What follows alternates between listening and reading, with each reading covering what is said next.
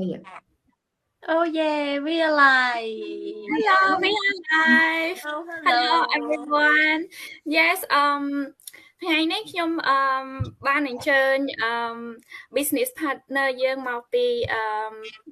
ប្រទេសអូស្ត្រាលីហើយនិង City មកពីប្រទេស Texas ចាយើងមានសំណួរa few question want to ចង់សួរទៅ business partner របស់យើងប៉ុន្តែជាដំបូងខ្ញុំសូម introduce ខ្លួនឯងសិនខ្ញុំឈ្មោះលក្ខណារស់នៅទីក្រុង Melbourne អូស្ត្រាលីជិតរយៈពេល10ឆ្នាំហើយចាខ្ញុំគឺជាម្ដាយមួយរូបហើយក៏គឺជាគឺជាធ្វើចង់និយាយថាខ្ញុំធ្វើការពីកន្លែងអញ្ចឹងហើយខ្ញុំរកឃើញ business នេះហើយខ្ញុំគិតថា business នេះវាអាចជួយខ្ញុំរកប្រាក់ចំណូលបន្ថែមអញ្ចឹងហើយខ្ញុំចាប់អារម្មណ៍ business ហ្នឹងចាហើយអញ្ចឹងខ្ញុំសូម Cecilia introduce ទៅសួស្ដីបងសុធីចាថ្ងៃនេះមានកិច្ចយុទ្ធសាស្ត្របានស្នាក់ណាគាត់អញ្ជើញមក live ខាន live យូរហើយតាំងពីឆ្លងទន្លេមកឡើង8ខែហើយកូន8ខែអាជីវកម្មខ្ញុំឈ្មោះសៃលៈខ្ញុំនៅទីក្រុងអាឡៃប្រទេសអូស្ត្រាលីខ្ញុំមកដល់អូស្ត្រាលី8 10ឆ្នាំហើយបងប្អូនការងារចការងាររោងចក្រចកែឬក៏ការងារក៏ធ្វើអស់ដែរចាការងារនៅស្រុកនេះវាអត់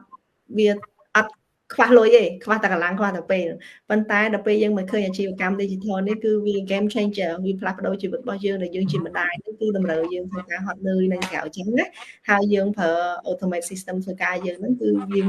work smarter not harder ចាអស់រយៈពេលជាង3ឆ្នាំខ្ញុំធ្វើអាជីវកម្មហ្នឹងគឺផ្លាស់ប្ដូរជីវិតខ្ញុំមែនតើក៏ខ្ញុំ confident ចែកម្លែកជួយបងប្អូនខ្មែរយើងក៏ដូចជាសាសដទៃទៀតនៅជុំវិញពិភពលោកដែលគាត់ចង់ធ្វើការហើយមានចំណូលបន្ថែមពីផ្ទះមានពេលសម្រាប់ខ្លួនឯងមានពេលសម្រាប់កូននិងគ្រួសារចាហើយហ្នឹងហើយកុំឲ្យនិយាយអស់មកសទ្ធាអត់មានអីនិយាយមកសទ្ធានិយាយម្ដង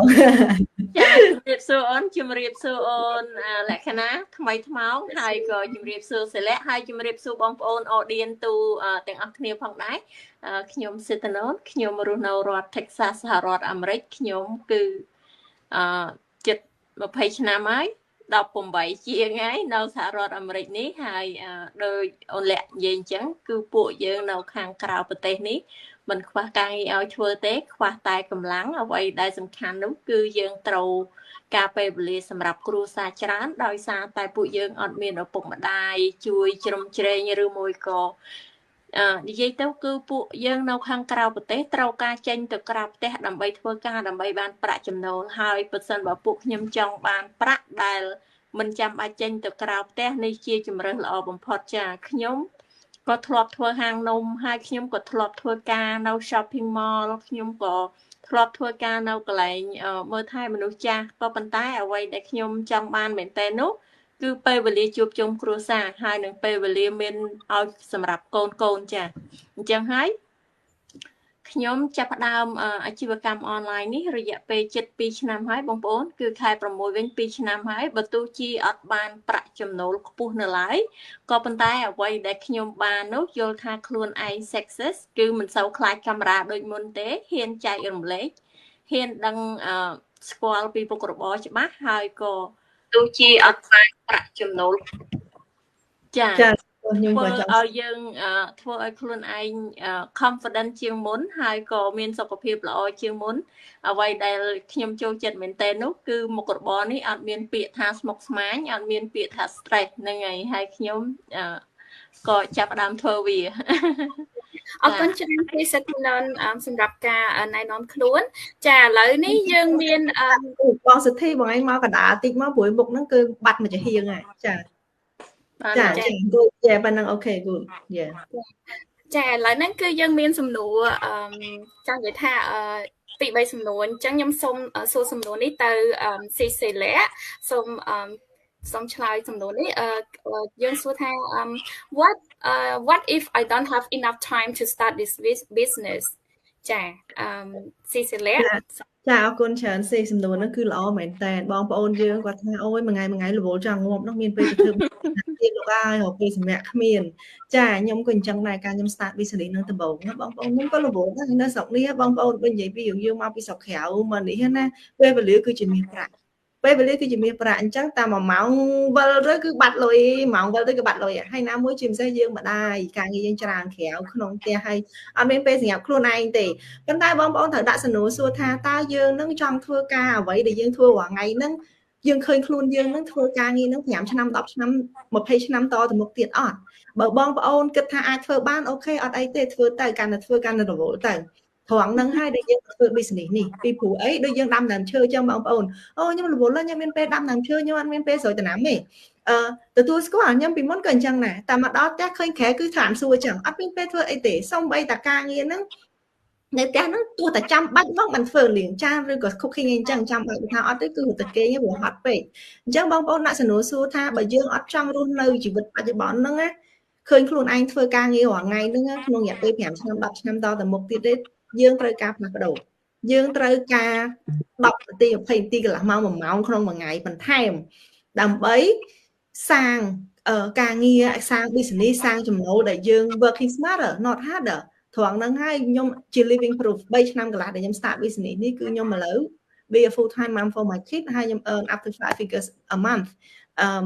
from my own comfort home ហើយការខ្ញុំ start business គឺខ្ញុំដូចគ្នាបងប្អូនខ្ញុំអត់មានពេលទេខ្ញុំរវល់ណាស់ការងារខ្ញុំ business ខ្ញុំផងឆ្លៀតទៅជួយបងតិចទៅកូនទូចតិចទៅចាដឹកកូនទៅរៀនដឹកកូនទៅ sport រវល់ណាស់បងប្អូនហើយ cooking ក៏បែបប៉ុន្តែខ្ញុំថាបើខ្ញុំមានពេល scroll Facebook មួយថ្ងៃ10នាទីបើខ្ញុំមានពេលទៅតាមដានរឿងភាគមួយថ្ងៃកន្លះម៉ោងអាចពេលវេលាហ្នឹងខ្ញុំយកមករកស៊ីមិនគ្រាន់ទេចុះបើខ្ញុំអង្គុយតែ scroll Facebook មើលតែ drama របស់គេតាមដានតែព័ត៌មានសង្គមខ្ញុំអត់មានបានចំណូលអីផងខ្ញុំអង្គុយខឹងគេខ្ញុំអង្គុយដូចថាទៅចិត្តខ្លួនឯងទៀតហត់ទៅជួនកាលឃើញអ្នកនេះផុសអញ្ចេះអ្នកនេះផុសអញ្ចោះទៅជីវិតគេស្រួលមកជីវិតខ្ញុំពិបាកមែនដល់អញ្ចឹងទៅបានយើងហ្នឹងត្រូវចាប់ផ្ដើមការងារអីដែលល្អយើង scroll Facebook ឲ្យវាមានប្រយោជន៍យើងលេង Facebook ឲ្យមានប្រយោជន៍កុំឲ្យ Facebook យកលុយពីយើងកុំឲ្យ Facebook យកអារម្មណ៍ពីយើងត្រូវដូចថាធ្វើអីឲ្យមានប្រយោជន៍ពី Facebook មកវិញទៅយកលុយពី Facebook មកវិញទៅ scroll Facebook លេង Facebook ហ្នឹងធ្វើ business វិញចាត្រង់ហ្នឹងហើយដែលខ្ញុំថាពេលវេលា24ម៉ោងដូចគ្នាអ្នកមានអ្នកក្រគឺ24ម៉ោងដូចគ្នាប៉ុន្តែយើងចាត់ចែងពេលវេលាយើងតាមណាគឺស្រេចយើងអញ្ចឹងបងប្អូនប្រហែលជាគិតថាអូខេអញ្ចឹងគុំក្រចូលគេកន្លះម៉ោងទៅឬក៏លើកងើបមុនកន្លះម៉ោងទៅពេលវេលាហ្នឹងហើយដែលយើងអាចធ្វើ business យើងបានចាហើយទៅសូមបញ្ជាក់24ម៉ោងដូចគ្នាពេលវេលាបងប្អូនគឺបងប្អូនអ្នកចាត់ចែងពេលវេលាពួកយើងគឺពួកយើងអ្នកចាត់ចែងពួកយើងគឺអត់ចង់ធ្វើការដែរព្រោះកាន់តែធ្វើកាន់តែហត់ហើយការងាររបស់បងសិទ្ធិគាត់ធ្លាប់មានហាង Donut ស៊ីស្លាក់កណាគាត់ធ្លាប់ទៅធ្វើHK អញ្ចឹងបងប្អូនហត់នឿយណាស់យើងអត់ខំផ្លាស់ប្ដូររហូតដល់ចង់និយាយថា wake up call ខ្ញុំដូចបងប្អូនខ្ញុំខ្លាចការផ្លាស់ប្ដូរណាស់ខ្ញុំពីមុនខ្ញុំសូម្បីតែទៅសារ shopping ខ្ញុំ shop តែ cash ទេខ្ញុំអត់ដែរប្រើកាតទេបងប្អូនកុំថាឡាខ្ញុំរៀនប្រើ Mastercard បើពីមុនវិញរឿង shop online ខ្ញុំមិនហ៊ានទាំងចុច link ស្អីគេទេខ្ញុំសុខចិត្តទៅផ្សារខ្ញុំសុខទៅលខ្លួនឯងតែអីខ្លួនឯងឥឡូវអត់ទេតាំងពីមកធ្វើ online business មក Mastercard គេរៀនប្រើ Mastercard យើងប្រើហើយយើង transfer ពី saving ចូលវិញមកហើយយើងបានព្រាញ់ភ្លេចខ្លួន redeem gift card ពី300 3 500ដាក់ shopping លេងអញ្ចឹងទៅចាហើយបើ online វិញឥឡូវតាំងពីមានកូនទៅចូលតែឡានប៉ាប់កូនយំបាត់ហើយមិនបាច់ទៅណាកើទេស្លោក៏មិនបាច់ស្លោ shopping ក៏មិន shop ដែរប៉ុន្តែអវ៉ាន់ត្រូវទិញ online ចុចមកដល់មុខផ្ទះ online ចុចមកដល់មុខផ្ទះតើចេះចុចយូរពេកទៅថ្ងៃណាក៏ shopping ដែរ online ខ្លាចហើយតែស្អីមកទៀតហើយអញ្ចឹងមកណាបងប្អូនសម័យ digital យើងកុំឲ្យ digital ហ្នឹងគឺដូចថាយកពេលវេលាយើងយកអារម្មណ៍យើងទៅខូចខាតអត់ប្រយោជន៍យើងត្រូវរៀនបើយើងមិនអភិវឌ្ឍខ្លួនយើងគឺយើងនៅតែប៉ុណ្ណឹងចាដូចសម័យមុនគេជិះកង់គេដើរបើយើងមិនរៀនបើកឡានតែអ្នកណាមកបើកឲ្យយើងណាបើយើងគិតថាអូខេយើងពីផ្ទះទៅកន្លែងនៅកាយយើងត្រូវចេះបើកឡានដើម្បីបានប្រាក់ខែច្រើនយើងត្រូវខំរៀនបើកឡានយើងមិនមែនណាចាំតែគេជូនទេមិនចឹងចាសូមទោសខ្ញុំមិននិយាយចាំប៉ះពាល់បងប្អូនណាណាប៉ុន្តែចង់និយាយថាលើកទឹកចិត្តឲ្យបងប្អូនជាពិសេសស្រីយើងធ្វើទៅខំទៅចាដើម្បីល្អខ្លួនយើងឲ្យយើងចេះច្រើនប៉ុណ្ណាយើងគ្រួសារយើងវាធូរថយទៅតាមហ្នឹងចង់និយាយថាសម្ពាធការរស់នៅក៏អញ្ចឹងដែរយើងអត់ចង់ពឹងពាក់លើអ្នកណាម្នាក់អីយើងរកខ្លួនយើងចាយខ្លួនយើងមានពេលមើលថែកូនខ្លួនយើងអាហ្នឹងជាសេរីភាពចា business អីទៅធ្វើអីក៏បានលុយដែរប៉ុន្តែ business យើងគឺពិសេសជាងគេត្រង់តែសេរីភាពពេលវេលាសេរីភាពប្រាក់ចំណូលចាខ្ញុំបកស្រាយប៉ុណ្ណឹងបោះក្បាយអត់ទេបោះស្រាយគឺជាក្បោះក្បាយមែនតើចាសូមអរគុណស៊ីស៊ីលាចឹងខ្ញុំសូមសួរសំណួរទៅស៊ីសិទ្ធិណនអំពី គេសួរថា I don't want to show up on social media. Can I still do this business? ចានៅតែអាចធ្វើបានពីព្រោះតែពេលនេះបច្ចេកវិទ្យាកាន់តែទាន់សម័យហើយគេមាន AI ដែលឲ្យយើងប្រើបានអ្នកខ្លះគាត់ប្រើលក្ខណៈខាត់ធូនក៏គាត់នៅតែប្រើបានដែរហើយអ្នកខ្លះទៀតគាត់អត់មាន show up នៅក្នុង social media ក៏គាត់ធ្វើបានជំរាបសួរអ៊ីជំរាបសួរអត់ឃើញតែគិតមកនេះតិចមកទេជំរាបសួរត្រឹមត្រូវមកជំរាបសួរត្រឹមត្រូវអស់ទៅវិញសួរក៏តែគេហៅ faceless marketing training យើងក៏មានពង្រៀនដែរស្រាប់បងប្អូនដែលខ្វះខ្លាយ on social media បងប្អូនយើងមិនមែនកើតមកអង្គុយលើមកកាមេរ៉ាញ៉ាំចេះទេគឺភ័យមក20ម៉េចលោកឲ្យកុំថាឡើយតែអង្គុយ live តែ take video take អីហ្នឹងក៏ភ័យដែរប៉ុន្តែអ្វីដែលធ្វើឲ្យពួកយើងមានចិត្តក្លាហានហ្នឹងគឺយើងចង់ផ្លាស់ប្ដូរចង់រស់នៅស្រួលជាងមុនចាអូនិយាយពីរឿង wake up call ខ្ញុំពីមុនខ្ញុំធ្លាប់ធ្វើការរហូតដល់ខ្ញុំដោះធ្មេញធ្គាមហើយខ្ញុំទៅ infection ខ្ញុំ end up in ICU មួយទឹកហើយខ្ញុំគិតថាជីវិតគឺផុយស្រួយខ្ញុំមិនអាច set my time for money anymore អញ្ចឹងខ្ញុំចាប់ដើមរកអ្វីដែលប្រសើរជាងហ្នឹងអញ្ចឹងបងប្អូនដូចគ្នាអត់ចាំបាច់ wake up call ទេបងប្អូនខ្ញុំគិតថាបងសទ្ធីហើយនៅស៊ីលក្ខណៈដូចគ្នាគឺមានបញ្ហាខាងសុខភាពពីព្រោះយើងធ្វើការមិនដែរយូរបើមិនឈឺចង្កេះឈឺជើងឈឺជង្គង់ដើរមិនរួចឈឺក្បាលណាអាហ្នឹង let alone យើងមិនទាន់គិតពីរឿងត្រូវងើបពីព្រឹកទៅធ្វើការត្រូវដាស់កូនណាយកទៅផ្ញើម៉ែយកទៅដាក់ HK ដាក់ចៅ care អញ្ចឹងណាចាអាណិតកូនមែនតើណាហត់តែយើងមិនអីណាហត់ទាំងកូនទៀតណាអាណិតកូនហើយកូនថ្ងៃខ្លះកូនថាសុំ go ahead my phone go over the number over there yes ពេលខ្លះទៀតកូនអត់ចង់ទៅធ្វើការគាត់ប្រាប់ថាគាត់អត់មានត្រូវការអីគាត់គ្រាន់តែចង់នៅផ្ទះហើយ relax គាត់អត់ចង់ទៅក្រៅផ្ទះអញ្ចឹងពេលខ្លះស្ដាប់សម្ដីហ្នឹងហើយក៏ឈឺចិត្តដែរមែនទេចាំបាច់ត្រូវទៅធ្វើការក៏ប៉ុន្តែកូនអត់ចង់ទៅធ្វើការជាមួយម្ដាយទៀតទេហើយបងប្អូនយើងជាច្រើនដែលគាត់និយាយថាគាត់អត់ចេះថតរូបគាត់អត់ចេះអត់ចង់ show up ក្នុង social media បងប្អូនទាំងអស់គ្នាសួរខ្លួនឯងថាអ្នកដែលរៀនបាន master degree ក៏គាត់ចាំបាច់ត្រូវប្រើជំនាញរបស់គាត់ដើម្បីរកប្រាក់ចំណូលទេហោះខ្ញុំជាក់ស្ដែងខ្ញុំធ្វើការនៅហាងកញ្ចក់ថ្ងៃខ្លះខ្ញុំក៏ធ្វើកញ្ចក់ដៃភ្ញៀវថ្ងៃខ្លះខ្ញុំក៏ធ្វើកញ្ចក់ជើងភ្ញៀវថ្ងៃខ្លះខ្ញុំក៏តរោមភ្នែក facial ពេលខ្លះខ្ញុំត្រូវការចំណាយកម្លាំងកាយកម្លាំងចិត្តហើយនិយាយទៅគឺជាការងាររបស់យើងដើម្បីបានប្រាក់ចំណូលចុះបើយើងធ្វើអាជីវកម្មនេះជារបស់ខ្លួនឯងគ្រាន់តែខ្លួនស្អាតហើយថតរូបរឿងអីមិនហ៊ានថតនៅពេលដែលទៅច្បាច់ដៃច្បាច់ជើងឲ្យគេយើងច្បាច់កើតហើយគ្រាន់តែថតរូបខ្លួនឯងអត់ហ៊ានថតទេចាហើយបងប្អូនមួយចំនួនគាត់មានការងារផ្សេងខុសពីខ្ញុំអត់ដឹងទេប៉ុន្តែសម្រាប់ខ្ញុំគឺខ្ញុំមានការងារអញ្ចឹងជារៀងរាល់ថ្ងៃខ្ញុំទៅតរោមភ្នែកឲ្យភ្ញៀវយើងដឹងស្រាប់ហើយមួយសរសៃខ្ញុំទឹមតែធ្វើ2ឆ្នាំភ្នែករបស់ខ្ញុំចាប់ផ្ដើមពាក់វ៉ែនតាមញោកខ្ញុំត្រូវការ zoom ដើម្បីមើលអក្សរបើមិនចឹងទេមើលឃើញដោយសារតែយើងខំប្រឹងសម្លឹងពេកចាហើយ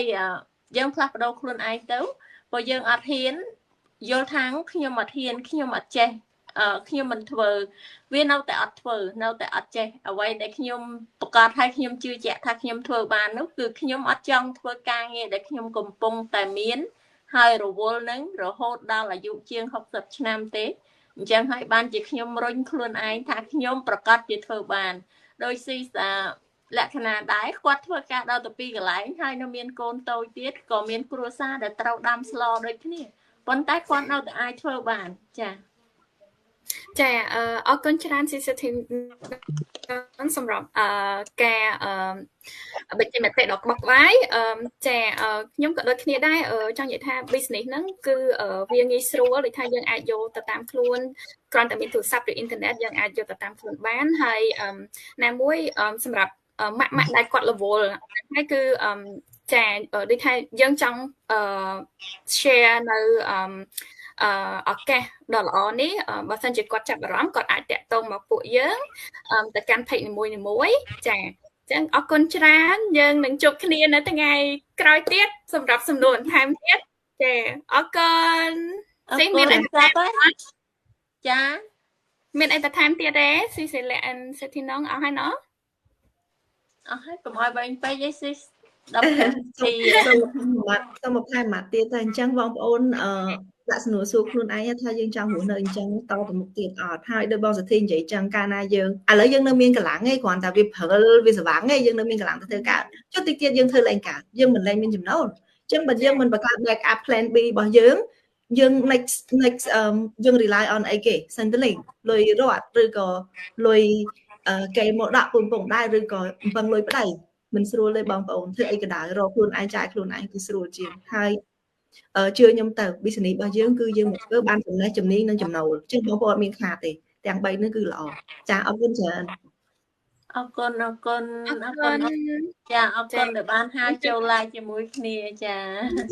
ជួបគ្នានៅថ្ងៃក្រោយស៊ីបាយចាបាយបាយបងប្អូនជម្រាបលា